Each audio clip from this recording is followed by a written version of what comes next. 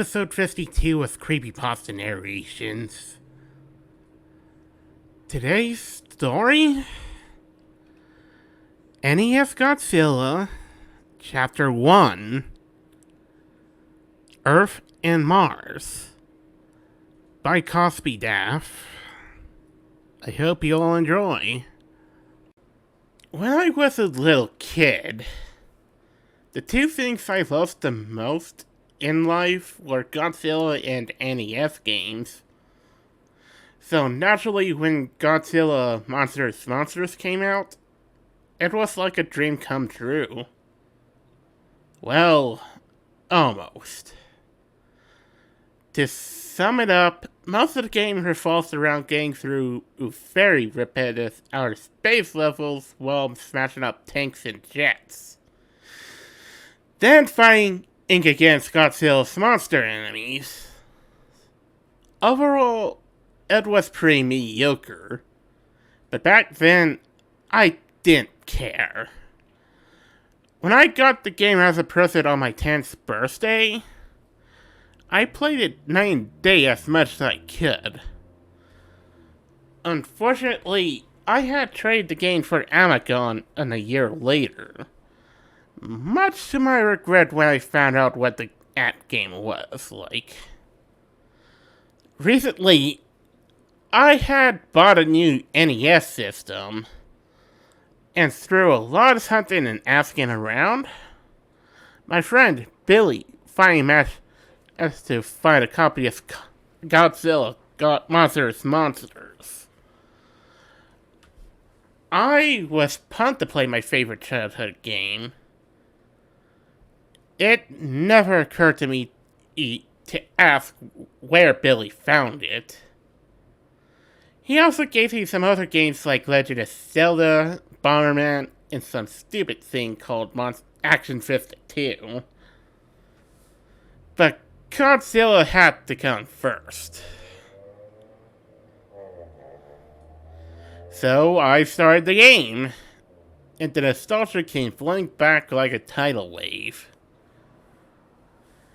Godzilla's 8-bit theme song flooded proudly through the speakers, and I was soon grinning like an idiot. Some people laugh at me for playing such outdated games, but I've never had as much enjoyment for any games other than those on the NES. Those 8-bit games take me back to when things were much simpler. More safe.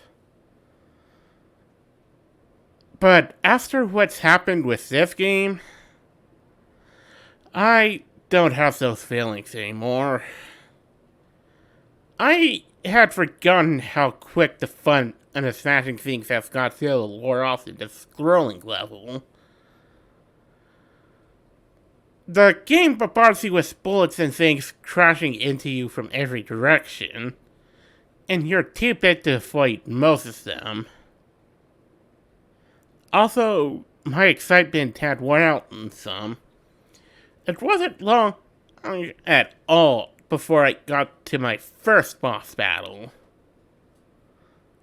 My first opponent was Godzilla, an obscure squid kaiju who had never been in a Godzilla movie. The most annoying thing about fighting Godzilla is that he always backs you into a corner and starts smacking you with his tentacle. And you're unable to move until he gets off you.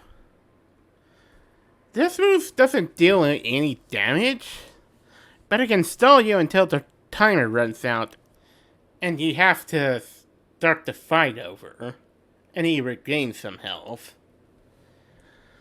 It's as annoying as it sounds, and of course, he did when I fought him. Only for some reason, this caused the game to glitch up, because once he starts smacking me, he never stopped. The timer is supposed to end the fight in about 40 seconds, but this lasted for nearly 5 minutes. After a while, the graphics start to mess up with real lit blocks all over the place. Which was weird, but I just took the game out, blew on it, then started again. I wasn't about to let a little glitch get in my way, so I started again, this time to either Godzilla and the level's other boss monster, Maguire, without any issues. So then it went us on to the next planet, Mars. I browsed through around the board and found something unexpected. Where Farron's piece? It should have been. There was instead a piece resembling Titanosaurus. There were only 10 kaiju in the game, and Titanosaurus was not one of them. Or so I thought. Perhaps Titanosaurus was originally intended to be in the game, but was swapped out with Farron for some reason.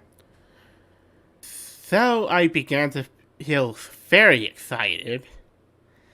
Not only was I playing my favorite game, but I was playing a prototype of some sort with new monster.